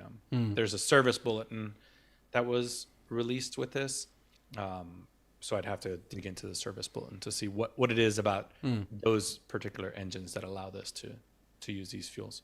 Yeah, but it's huge. It is, and we've got a similar thing here, isn't it? Because like they've got this new E10 fuel. The E10 fuels. And not all cars here in the UK will run on this E10. Or so they say. I haven't heard anyone had any issues yet. Right. Okay. Like lawnmowers, like you can't use like E10 fuel in lawnmowers or something like that, because it comes up the injectors. Or right. Or okay. Or something like that. Yeah, it's supposed to be like lower something or other, isn't it? It's supposed to be better for the environment. Just like water soon. Right, okay. Well, hydrogen cars are a thing, so, there we go. Go back to good old-fashioned steam engines. Indeed. That's what the power is, yeah. This next story comes to us. Matt just sneezed. Sorry, Matt just done a big sneeze. Don't hit the mute button in time. This next story comes to us from Simple Flying. And, Boeing have spent a few quid in the last couple of years, but they're going to be spending a few more quid. Boeing expects 787 reworks to cost around $1 billion. That's not all. Boeing has revealed fixes. Cheap at half the price. I know. Yeah. Boeing has revealed fixes to the 787 Dreamliner that are expected to cost the company around $1 billion. In its third quarter results published today, Boeing chalked up $183 million in losses due to 787 complications for that quarter alone, and noted its production rate currently set at 2 planes per month. Boeing expects the 787 Dreamliner production issues and reworks to end up costing around $1 billion in abnormal costs.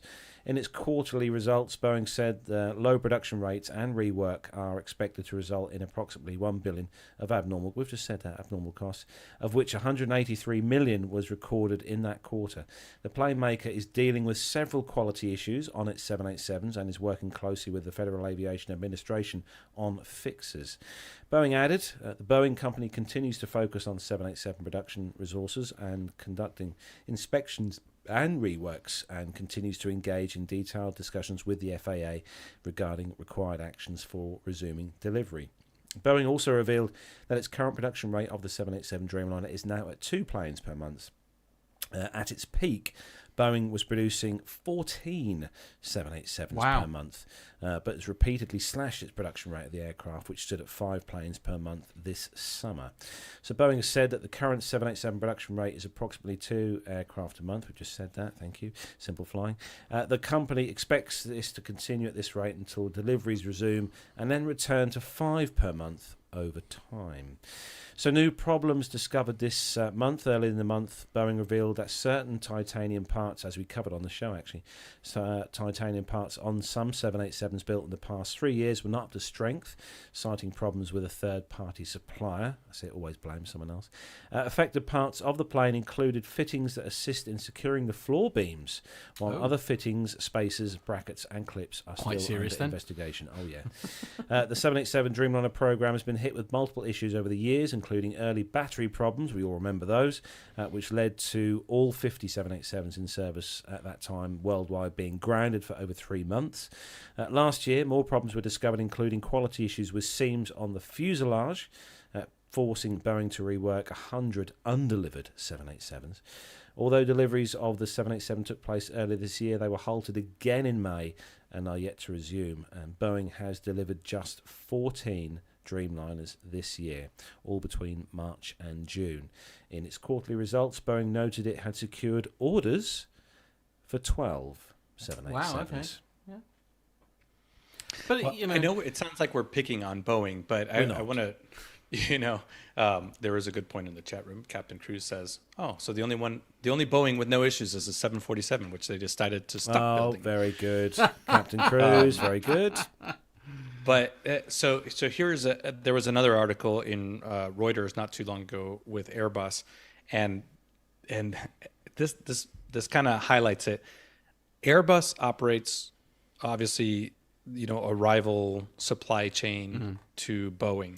They have 8,000 direct suppliers and 18,000 indirect suppliers. That's about $50 billion a year that they're outsourcing. And they have not been immune to manufacturing issues either. No. So they, in 2020, according to this article, the Airbus experienced 370 quality control problems. That's an equivalent to 1.6 per day, of which about half made a significant impact on some aircraft. So sometimes it's not even their fault. It's not even Boeing or Airbus. It's these third level down component manufacturers. Is the I mean, as you say, we're absolutely not picking on Boeing, but do you think there's more scrutiny on Boeing at the moment purely because of the whole MAX thing and stuff like that? I mean, is that probably the reason why we're all a little bit more hypersensitive to any kind of minor like nut or bolt sort of issue, I think the media is a little bit more hypersensitive to Boeing because it sells. I think Boeing and Airbus internally are both hypersensitive to themselves. Yeah. Airbus is in the wings behind the curtain right now going, hey, let's make sure our stuff is good to go. And both of these companies, like you were talking about or asking about earlier, Matt, I bet you both of these companies are very much into their own quality control processes, hence issues like we just talked about with the Dreamliner being discovered internally, right? But everybody's got scrutiny, right? The FAA, their inspector general is involved in their own processes. Boeing's in its own processes, Airbus, and I bet you the big suppliers, the avionics suppliers, Goodrich, GE, Rolls-Royce, all these suppliers are probably very, very much scrutinizing themselves. Literally every nut and bolt, Indeed. Well, because the MAX was a great example. Yeah. Right? I mean, how many aircraft mishaps have there been in the world? How many major mishaps? Yeah. And fortunately, very low, isn't it? That's the whole thing here, isn't it? So when any incident takes place, it is always going to be a major thing, isn't it? Because it is still, despite all these awful things that have happened, it is still the safest way to travel. There's no safer way to get around. Absolutely. This is coming from a nervous flyer, I should stress. There is genuinely, if you look at the stats alone, there is no safer way to fly around. I still don't like it, but so you took Captain Al's course and you liked it. So positive reviews for Captain Al's. Always positive reviews for Captain flying. Al. There is it was I couldn't recommend. I can recommend the course that he does very, very highly because it got me on a plane to the States. So that is an achievement. If our listeners don't know, Captain Al was actually invited to speak at Oshkosh at AirVenture in 2019, was it? Wow. And that's a pretty big honor to be invited to speak to hold a seminar at EAA AirVenture, and Captain Al had a fear of flying speech that I think a quarter of the audience was PTUK and APG listeners. But. Quite right. Absolutely. I expect nothing less.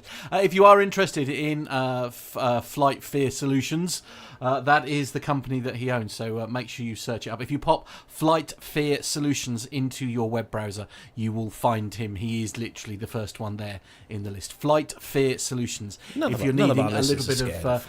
I know, but they might know someone who is, because I know I'm not the only one out there. Yeah, absolutely. Yeah. So, you may be surprised, Carlos. My boss, Stuart.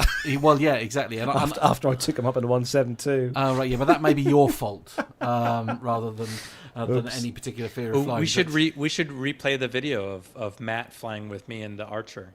We should. Yeah. We absolutely should. Yeah, we'll dig that out of the archive and perhaps include that in another week. Anyway, we're going to move on to the next story now. Yes, moving on to simple flying for you, Matt, with this next one. Indeed. And about an aircraft that I'm yet to fly in, but I want to go on this one. Right. Okay. Yeah. So this is the last story, commercial story this week, and this is an aircraft that you guys actually saw at Farnborough, if I remember correctly. Well, maybe not this specific aircraft, but you got to see the A220. Yeah, absolutely. Simpleflying.com is the website. The headline is Breeze Airways goes a big on a premium cabin for its Airbus A220s. British Airways has revealed its configuration for the Airbus A220-300, unveiling its first plane today. October the 26th was when it was released, sorry, not today. The airline has a backlog of 80 A220s destined to go into service from the second quarter of 2022. This exciting aircraft will only seat 126 passengers. The reason for this flight configuration is because of the large premium cabin. The A220 is the first aircraft on which Breeze will offer a first-class style product. There will be a whopping 36 seats in this cabin. The first Airbus A220-300 revealed for Breeze will only seat 126 passengers. However, travellers will have a wide variety of products to choose from. At the front of the plane, Breeze will put an eye-popping 36 premium seats in a 2-2 configuration. That's 4 per row. These 36 seats will be sold in the nicest fare category. The seats Breeze has chosen are Safran Seats Z600. These 20.5-inch wide seats offer a pitch of 39 inches. The best comparison of this product is to a domestic first-class product that one can find on American, Delta or United, for example. Everything from the emergency exit to the front of the aircraft will be this premium cabin. Behind this, there were 10 extra legroom seats and 80 standard economy seats. These two products are laid out in a 2-3 configuration and a Safran USZ 110s. 110Is, sorry. Both of these products are 18.8 inches wide. Extra legroom seats will have a pitch of 33 inches, while standard legroom seats will have a pitch of 30 to 31 inches. Breeze Airways took its first Airbus A220-300 at a celebration in Mobile, Alabama, where Airbus has a final assembly line. The plane will not fly the A220 until the second quarter of 2022, by when it plans to have 6 of the type in its fleet. No routes have been named as yet, but David Neilman, founder and CEO of Breeze, has stated that the plan is to first use these planes on the carrier's existing routes for familiarization purposes, and then branch off to use these routes on longer haul routes for which the Embraers are not ideal. Premium seats will feature in-seat power through AC and USB ports. The economy cabin will only feature USB ports. Breeze has not announced its Wi-Fi partner, but it expects to do so in the coming weeks. The plan is to outfit all A220s with Wi-Fi to allow streaming, internet browsing and messaging messaging. Breeze has not revealed if some components of Wi-Fi access, namely messaging, will be free or sold at a lower rate than other Wi-Fi access. Mr. Neilman highlighted the flexibility of the Airbus A220. The airline is excited about the incredible efficiency the Pratt & Whitney PW1500G and geared turbofan engines offer. In addition, with a range of up to 3,450 nautical miles, that's 6,390 kilometres, Breeze can fly the planes on a whole host of routes. Premium seats on a low-cost carrier may sound strange. However, Spirit Airlines offers a big front seat product that has developed quite well. With the bones of a domestic first-class flight product, the airline provides little else in terms of a soft product or amenities and sells the upgraded seating at a price depending on the length of the route, but typically pricing out relatively less than domestic first-class products. There we are. Quite a mouthful, that story, but yeah, the A220 is proving to be such a good. popular It's done aircraft, Airbus isn't a it? big favour. Yeah, absolutely. In fact, I would argue quite quickly this could be one of their biggest and fastest selling aircraft. I'd be surprised if it pips the A320, because the A320 is obviously, I think it's Airbus's biggest selling aircraft. But this is really, like you said, Matt, this is doing Airbus no dishonour at all. It's going very well for Airbus A220, and plus the fact lots of airlines in the US are snapping these up as well. Absolutely. Armando, you had a chance to fly the 220 yet? I did on Delta, because Delta is buying the A220. So, and Breeze Airways, they're pretty much an East Coast airline right now. Going from Boston to Pittsburgh, looks like Tampa, New Orleans, San Antonio, and then some intermediate destinations to smaller cities. But this guy, he knows what he's doing.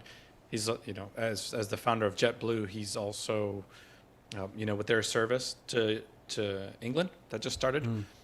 There's nothing but positive reviews from those aircraft going over from the East Coast over to Heathrow, I think it is. So he knows what he's doing. Absolutely, indeed. So that's where we bring. If you don't put as many seats and passengers in, of course you can carry extra fuel. True. So you got and have more great comfort. range on this. Yeah, true. Yeah. Very true. And be more comfortable and have decent seat pitch. And all of the above, yes. Yeah. Okay, go on. So that is where we bring the commercial segment to a close this week. Next up on the show is our fourth and final part of the interview series with Mike Wildeman.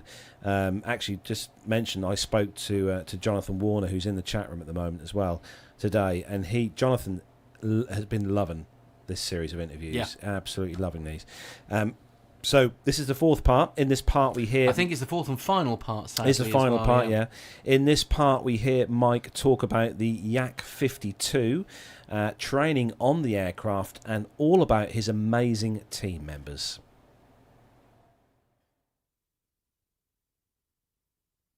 What sort of hurdles have you had to jump with regards to authorisations from the CAA and the like? Initially, they were in Bard's Bus Company times. They were very interested in it, and we had a lot of oversight from the CAA. But once that had been done, and we'd proved our mettle as far as having our DAs, and then we produced a number of safe shows.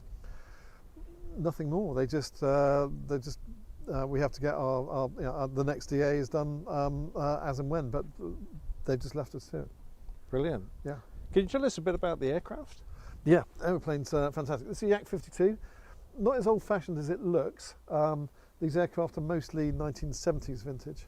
Okay. And these are basic Russian military lead-in trainers. So they've got it's got a 400 horsepower 9-cylinder radial engine, producing 400 horsepower. Very, very strong, robust. Unusually, a lot of the controls, the undercarriage starting is all using pneumatics. So it uses air to start, air for the undercarriage, air for bits and bobs. It's mostly metal apart from fabric on some of the surfaces. Very, very military. These have been converted inside because a lot of the original aeroplanes have got all the stuff in Cyrillic. We still fly in with kilometres an hour. but most of the Cyrillic stuff has now been changed and taken off a lot of weight. So we've got proper glass cockpit and stuff in there, but it's still a very, very military feel to the aeroplane. Fun to fly? So lots of fun to fly. Brilliant. Really great fun to fly. Easy to land. Nice wide undercarriage, and then pneumatic brakes for us. So a great aeroplane. Yeah, really, really nice. Absolutely. Now, the organisation here that own these, they're available for anyone to come and get some flying and yes, training. they are. Is that They right? do. They do flying conversion. They do aerobatic courses. So they're here all the time. Their meat and drink is to go and do air displays around the world, and they fly a 6-ship air display. The big area now for air display work is both China and India, and it's not unusual for them to display to 1 million people on the ground. Wow. And they'll go out and they'll do 3 to 4 weeks in each place, shipping the aircraft out in containers, and that's much more lucrative. These aeroplanes burn about 120 litres an hour when you're doing shows, which about £2 a litre. You can do the maths just in fuel alone. You're talking about £250 an hour. So 2 of you in formation, it's 500. 6 of you, that's 1,500 quid just for the fuel for an hour. So it starts to get expensive. Absolutely. So, yeah. So a little plug for them, perhaps. Whereabouts are we, and what's the name of their company? Okay. Well, we're here in Henstridge. They are the Yakovlevs, and they are, with the Blades, I'd say they're the top 2 civilian air displays teams in the country, and they've been going for 20 years. I think Jez, the leader, has flown something like 2,000 air shows. Wow. I think he's the most experienced Yak pilot in the world. So it's a remarkable story. He's got 3 of these Yak 52s. They use the 52 as the lead aircraft, and then they have Yak 50s as the other aircraft in formation. The Yak 50 was a purely aerobatic competition aeroplane, where they effectively took the front seat out and made it a tail dragger. Okay. Had no flaps on the 50 version as well, and so that's a much more sporty aeroplane, and we use those as kind of the chase aeroplanes. Excellent. Yeah. Oh, that's brilliant. Yeah. Now, you've got another young lady working with you, Cheryl. Is she still? Cheryl's remarkable. She's another flying scholarship for the disabled scholar, and she's completing her PPL training at the moment. But our aim is to get her involved. She comes down here and flies with us, but our aim is to get her involved as soon as we can, to get her as a 3rd member of the team as soon as we can take her through the system. Brilliant. And she's quite an inspirational character herself. She's done flying training, wing walking.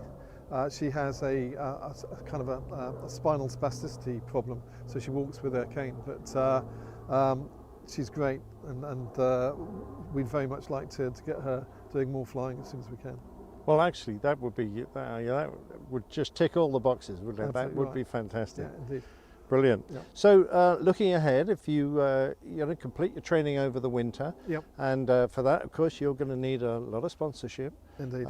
So, that's an angle we need to talk about. Mm. But what's next year got for you? Assuming it all works, all comes right. A number of air displays have already booked us. We've been at Duxford, the International Air Institute at Riyadh, yes, Riyadh. that would be Riyadh fantastic. is the world's largest military air show, and they've booked us, I think, on the Friday of their weekend. We've been promised Guernsey Air Show as well, so we'll be there. Obviously, people aren't going to book you till you definitely know you're going to be there. So, but we're looking forward to doing 10 to 15 shows next year. Well, that would be great. Now, there is a rumour that you might be able to get to the Invictus Games opening. Now, I understand there are problems there overflying the site because of the fact it's a city, but hopefully you'll get there in some form or manner. Some form or other, and also the next year is in Dusseldorf, which looks like a larger site, so we're hoping to be at Dusseldorf next year, but we're talking to their organising committee, and at some stage, even if we just turn up to the show and they show our video and things, we're going to be there in some form. Oh no, that would be fantastic. What we're actually looking forward to do is to see if maybe at the opening of the games we could do a straight and level fly past straight over the stadium or something like that, just so we weren't displaying, but at least we'd be there. Absolutely, yeah. Yeah. So the only thing that really is holding you back is sponsorship, and like most air display teams, I'm sure you're always on the lookout for someone who wants to take on, and I can't imagine a more exciting and valuable addition to aviation than to have a fully capable disabled team working, because it's just a wonderful and heartwarming thing to do. Yeah, well, absolutely, and you know, the heartwarming side, apart from it, you know, we want to prove, the whole idea of this thing is to prove that disabled people are just as capable, we just look a little bit different. And certainly to be able to perform to this level, there is no way that we can be given any sort of easy ride, or because we're doing exactly the same thing to the same levels. And I want people to be able to look at us, both able-bodied and disabled, and think, Christ, if they can do that, well, I can do anything, you know. And that's the idea.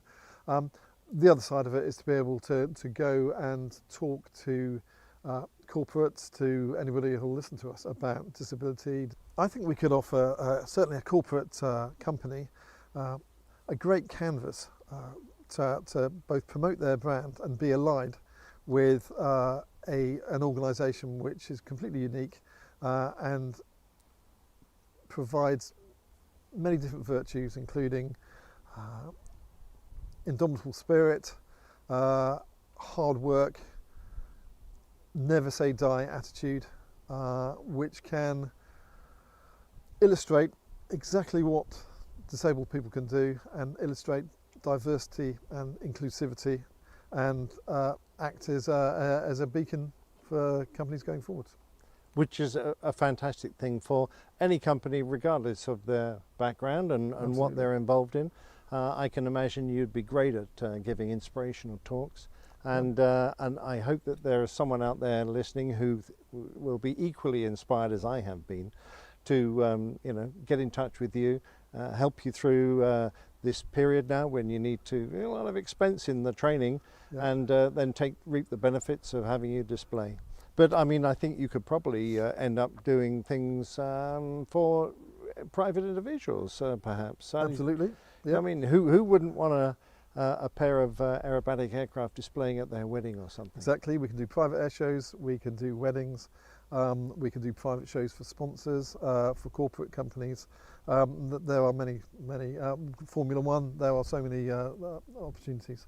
Oh, absolutely, yes. Well, it sounds like a very exciting life ahead for you, Mike, and I wish you well. Thanks very much indeed for talking to us today. It's been really inspiring. I've thoroughly enjoyed it. Catching up with you again after quite a few years now. Absolutely brilliant. And really appreciate you giving us your time. Well, Nick, it's lovely to see you again. Thank you very much for coming here and taking the time to interview me, and thank you very much.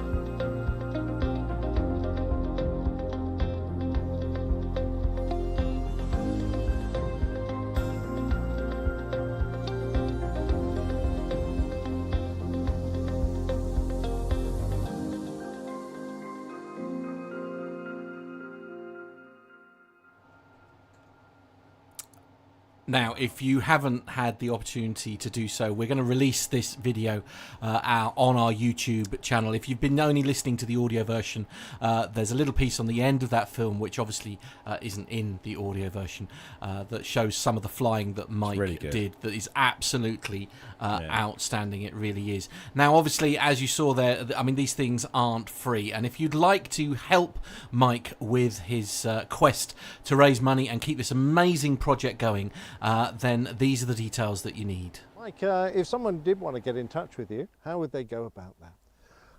Best way would be through the website, and that's teamphoenixair.com, and that's Phoenix, Phoenix, so teamphoenixair.com. My email address is there, but also you could call me on my telephone number. The UK cell number is +44 7973 762 301. Brilliant, thanks. And what an incredible series it's been a really great series. Really been a good series. Well done. We'll release it in full in the coming weeks. But, now, I know that Nev, I think, has been in conversation with Mike in regards to coming to our 400th. Oh, wow. next That year. would be amazing if he could join us there. So if you haven't already expressed... Yet another good reason. I know. If you haven't already expressed an interest in... We have had a phenomenal amount of interest in the show next year. 26th of February is that date. So 26th of February, which is a Saturday next year, is our date for our live 400th show, which we're going to have over at the Brooklands Museum. We're going to have it there in the room where Matt's showing a picture on the screen there for those of you watching on YouTube on the 26th of February. So if you haven't already emailed us to the show to let us know you're going to come, please do email us. podcast@planetalkinguk.com is the email to send your interest into and let us know you're going to come. And also one of the team will reply to you with a link as well if you haven't already booked a hotel to stay at. We have got a special room rate, and one of the questions I was asked a couple of weeks ago actually on that regards was some people had found the room rate slightly different on other booking sites. Right. The big difference with the booking rate and the code that we've got for booking with through PTUK is the fact that you get cancellation right up until a day, just in case you don't go, so we can get your money back. And also the booking comes with a breakfast as well, which some of the booking sites which I looked at, I'm not going to mention any names, as soon as you added the breakfast on, the price did go up quite a bit. So if you want to email us, we'll get the link sent to you if you want to book a hotel, but we're going to be there Friday, Saturday, and then obviously we'll all depart our separate ways Sunday. And of course, don't forget, there are lots of hotels around there as well. There is. I'm in a similar situation to a lot of people, is because ironically, I probably won't be staying there myself because, as I say, it's an amazing place, but it's a little bit out of my budget. Well, my dad, being the man he is, yes, I've just spent a week with him in Malta, but my Lovely, dad has booked himself, and actually I looked at it, Googled it, it's a really nice hotel. It's about 5 minutes away in the car. And it's 100 quid. Yeah, exactly, indeed. So as I say, I mean, you know, in an ideal world, we'll all be staying together, and as I say, we'll certainly be there at the meetup and all that kind of thing. But we're planning lots of things on the day. We're obviously going to have a live show, and we're hopefully going to plan as well a big get-together in the evening where we're all going to sit round a rather large table, indeed, drink water and Coca-Cola and lemonade, and chat about aviation. Okay, now I've just realised the time, and we haven't done any military yet, so we need to go over to Armando straight away. Armando, what's going on? I was gonna say there's somebody in the chat room that is excited to finally meet you guys in person. Megan, carry on. Never. Looking forward to meeting you too. I'll see you in December, Megan. Yeah, I can say you get you're there soon. Anyway, come on, let's do some military, shall we? All right, let's do military. Hit the button.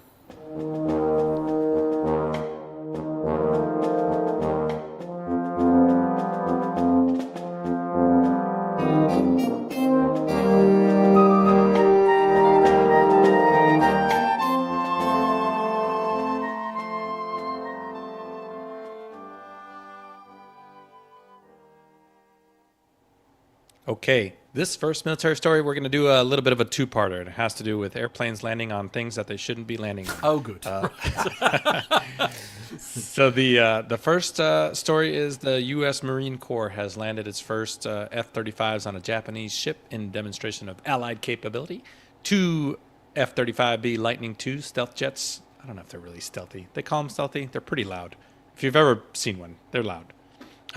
They landed on a Japanese naval ship earlier this month in a show of this Allied democracies partnership and defending the sea lanes of the Pacific Ocean.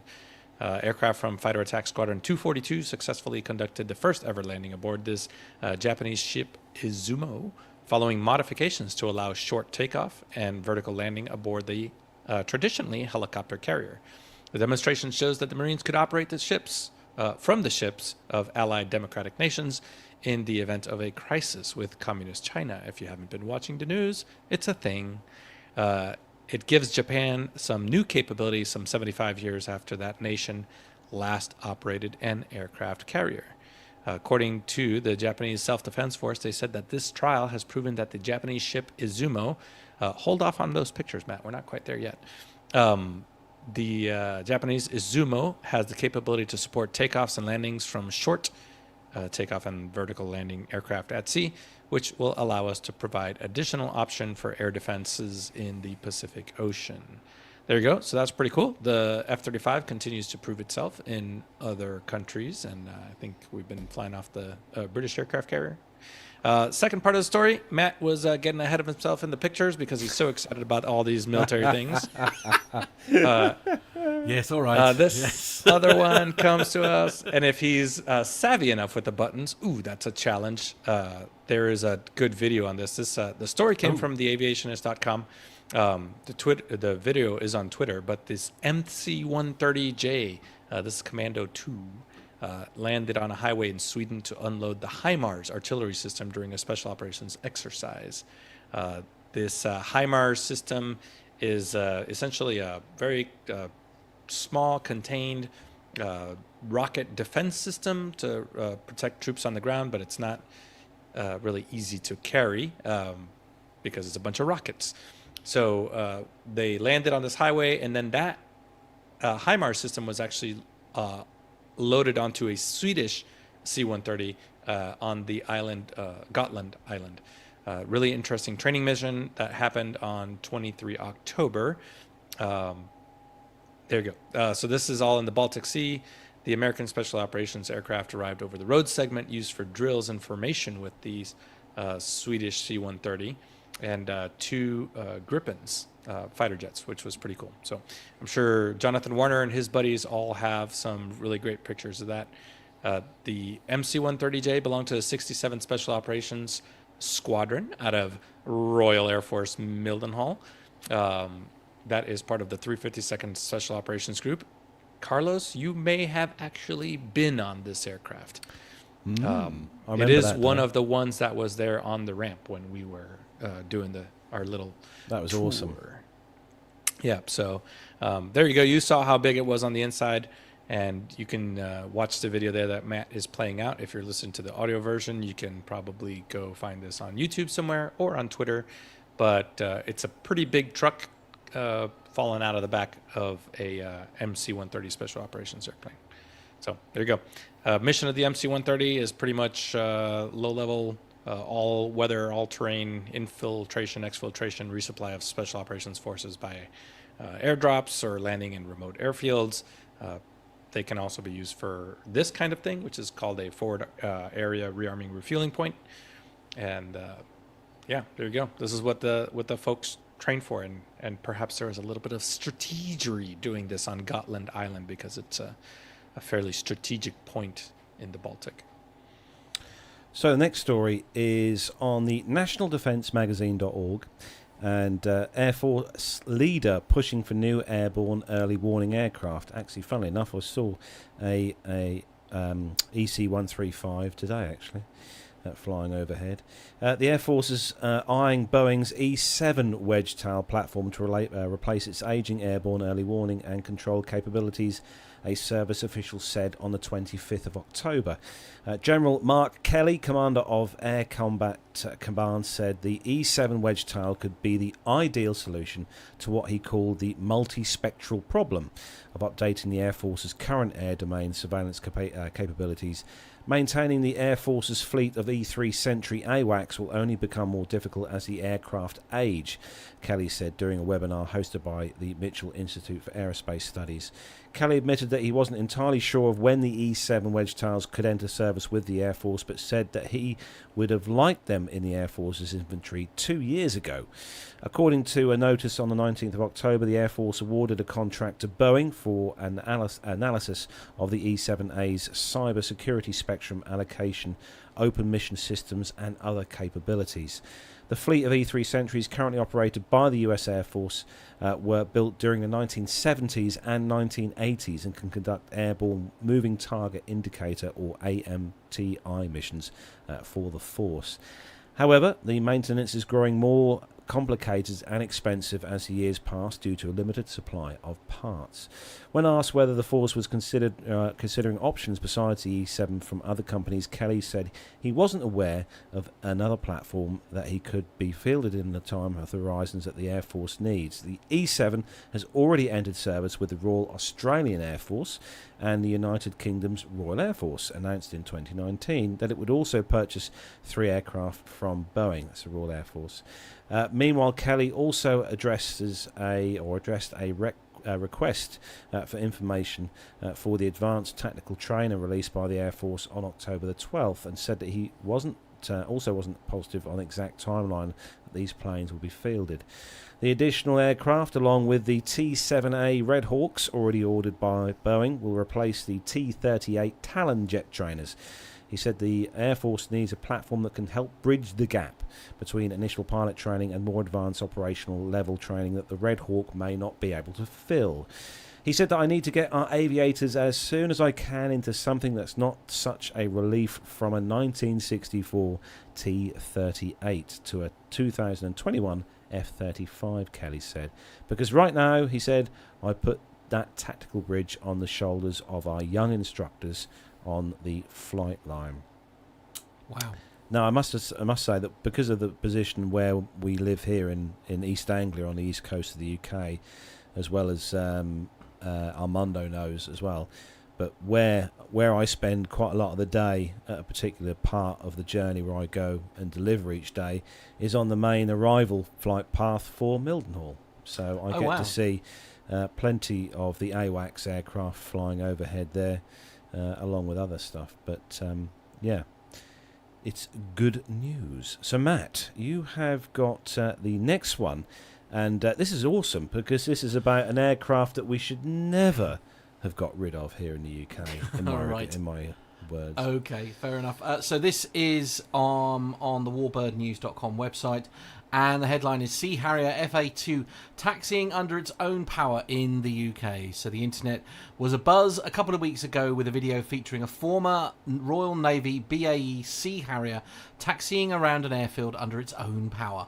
While witnessing such a scene would not be so unusual in the United States, the Sea Harrier in this video was cruising around an airfield in the United Kingdom, and that was indeed news. The Royal Navy retired their fleet of Sea Harriers in March 2006, with the RAF disbanding their own Harrier force in March 2011. So no British Harriers of any kind have been publicly active in their home country for more than a decade. Curious, we looked into this a little bit, or this little bit of magic taking place in Britain, and that is when we connected with Chris Wilson, the proprietor of Jet Art Aviation, JAA. As Chris related, Jet Art is a veteran-run UK aviation company founded in 2005 by former Royal Air Force aircraft engineer Chris Wilson and his wife Melanie. The company predominantly specialises in the supply of ex-military aircraft for museum, display and educational purposes. However, as the company has evolved over the last 16 years, the quality of the aircraft within their inventory and the level of functionality has increased to where a live but not presently airworthy Sea Harrier is now available for sale sale. For legal insurance and liability purposes, the company does not sell aircraft in officially flight-worthy condition. However, there is nothing to stop a future custodian restoring one of these birds to the next level at a later date, albeit at their own risk. Over the last 9 months, JAA has restored former Royal Navy Sea Harrier Zulu Hotel 798 to the point where the aircraft is now ground runnable and will taxi under its own power. This aircraft is one of 5 Harrier jets in the company's inventory at present, 4 of these being single-seaters, while one is a unique and beautiful 2-seat example, a former trials aircraft resplendent in its red, white and blue livery. The Zulu Hotel 798 project started in January 2021 when JAA dismantled and extracted 3 Sea Harriers from UK naval base RNAS Culdrose in Cornwall and moved them 400 miles north to Jet Art HQ for reassembly and restoration. These aircraft were formerly part of the dummy deck at the Royal Navy School of Flight Deck Operations and used to train ground crew for positioning the aircraft on a carrier deck. The UK's Ministry of Defence, the MOD, disposed of these aircraft via competitive tender towards the end of 2020. While the bidding process was open to the public, potential purchasers had to prove that they were properly qualified, experienced and equipped to dismantle and extract the aircraft in a compliant manner. With most of the Jet Art Aviation team being ex-military aircraft engineers, that was not a problem. That being said, Storm Christoph made the whole task rather too interesting this January. Working outside in winter, stripping aircraft in the most inclement conditions is not for the faint of heart. Now, there's a fantastic little video here, and I mean it's a great aircraft, and I mean we have seen them flying here in the UK, haven't we? Actually, as part we got of rid of them all. Displays. I want to say it was like the Hungarian or Spanish Air Force or someone like that brought them over here to do a display. We had these based on our carriers for quite some time in the UK. And cast your mind back, Matt, to 2002, the Lowestoft Air Show. Oh yes, when it dropped in the sea. And one of it wasn't a Sea Harrier. It was a Royal Air Force. It's from 20 Squadron actually, Royal Air Force Harrier GR7 that crashed 150 yards off the beach at the Lowestoft Air Show. Yes. Yeah, I was there. I was there. I was paddling in the sea. Yeah. I was literally paddling in the sea. And I thought, that looks really low, and it's hovering really the sea. And it stayed there for ages and ages. And then suddenly it just went, there was just a loud bang, and it dropped in the sea. Yeah, he lost an engine, actually, when he was doing a low-level hover that day. And he ejected, and the aircraft went into the sea. But they did recover it, though. They actually recovered the aircraft that day. Armando. Well, thank you for not having the volume up, Matt, because it's a Harrier. Yes, so we would blow out everybody's speakers and earphones. It's not the quietest airplane in the world. Most of these efforts are run by grassroots programs where it's donations, it's enthusiasts, it's people that have personal connections to these aircraft. So to get an aircraft, I mean, we saw this at Bruntingthorpe, right? I mean, to move those aircraft and taxi them in itself without even flying them and is such an expensive endeavor, but that this organization has taken this on and has this Harrier, and they'll probably do this with it. They'll probably do some demos here and there, but very cool, and congratulations to them because I know they probably have been working very hard to get this airplane running. I'm just amazed, though. It's like it's one of those where, if other air forces and things are able to keep them in the air and keep them working and being in use. The Spanish, yeah. I appreciate perhaps the military don't have any particular desire to have them still in their fleet, etc. But in a country that is famous for its restoration of historical artefacts, I find it fascinating that one of the working ones wasn't put to one side and sort of, so that it could rock up at an air show and do the thing. Because, I mean, everybody loves to watch the Harrier do its dance, don't they? It's blooming noisy, but it is good I to see. don't care about the noise. I just so love good to watching this ridiculously huge aircraft hover. And, it's just the most surreal thing. Cast your mind back to our last ever trip to the Farnborough Air Show. which was, blimey, It wasn't that long ago. 3 or 4 18? years ago, 2018. 2018, yeah. There was a Harrier display there, a single Harrier displayed there on the day. I think that's the one he's talking about. I think they were Spanish. Yeah. It's. I think there's a couple private ones here in the U.S. that are still flying, and just recently I saw an advertisement on one of the aircraft sales websites for an F-104 Starfighter from probably the late 50s that was airworthy and available for a cool, $2-3 million, something like that. As you do. As you do. Right, we need to wrap up because we're going to be late otherwise. I don't do late. I don't do late. Social media links then. We're doing that, are we? Okay. If you don't already follow us, we are on Facebook. Give us a like on there. We love a like on Facebook. Twitter as well. Instagram, just search for Plain Talking UK. That WhatsApp number, if you want to give us a call, or not give us a call, give us a message here in the studio. Give us a voice call. Give us a voice call. Prank call. It is +44 757. My phone's going to ring now, isn't it? 224 all of ours 166. Yeah. The email address, as we said earlier, if you're interested in coming to the 400th show, is podcast@plaintalkinguk.com. The website, all the w's.plaintalkinguk.com, is where to go to find more information about us as a team, and also there's links on there to our store where you can purchase a mug and a t-shirt which Andrew did actually, didn't he, over in Australia. A mug and a t-shirt winging its way to Australia. Andrew has ordered that. They're on their way to you, Andrew, as we speak. And hopefully they'll get to you within the next 4 years. I think the delivery date was between the 4th and the 8th. Yeah. Of November, hopefully the t-shirt should be there. Andrew, give us a call if you're listening. Andrew, give us a call or a text or an email to let us know that they all arrive with you safely. If you're on there as well, there's also the links to Patreon. Don't alarm you, but it's 9 o'clock. Let's get the links out. If you want to join us on Patreon, you can go. Click on there and find the links to Patreon if you want to become a patron of the show. I'll jump in there. If you do want to become a Patreon, we have quite the repertoire of excess baggage segments that we've been producing, all of us, while on the road. So I know I was out in Flight Safety International, which was my recurrent. I did a excess baggage from there. There is one that I recorded in the airplane.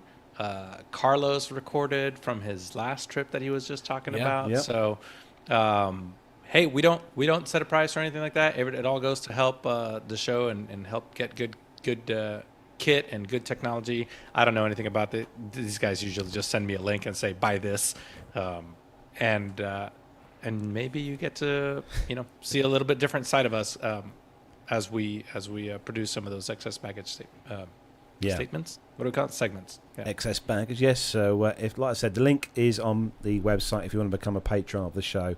As Armando said, $1 or $2, whatever you've got laying down the back of your sofas or underneath the mat by the back door. That would be awesome. There's also a link on there to Amazon. If you do your shopping on Amazon, you can click on the link. Doesn't cost you a penny, but helps to get a referral fee. And if you do listen to us as an audio podcast, which I know lots and lots of you do, if you could do on iTunes, and I think a lot of the other ones do it as well, leave us a review. We love a review. Me, Matt, and Nev, Armando, and John love to read the reviews on there. So if you have got a spare 5 minutes of your time, leave us a review and a little rating on iTunes, and that would be awesome. So that's about it, guys. It's been a good show. Thanks to everyone who's tuned in this evening and all the YouTube chat room people. It's been great to see you all in there this evening, so thanks for taking time out your Friday to join us. It's been good to have you alongside with us tonight. We will hopefully all be back, fingers crossed. I think Nev's off next week as well, isn't he? I'm pretty sure Nev's off next week. It's his birthday week. I dare say he's quite busy. So Nev will be off next week, but hopefully Armando will be with us again next week on the show for more beer drinking and aviation news. So that's it, guys and girls. Take care. Have a fantastic weekend. Fly safe. And we'll leave the last word this week to Armando. Yeah, all right. Thanks, Carlos. The chat room was awesome tonight. I love seeing everybody in there. And like everybody's just super excited about the 400th. We hope to see you in person. Y'all take care.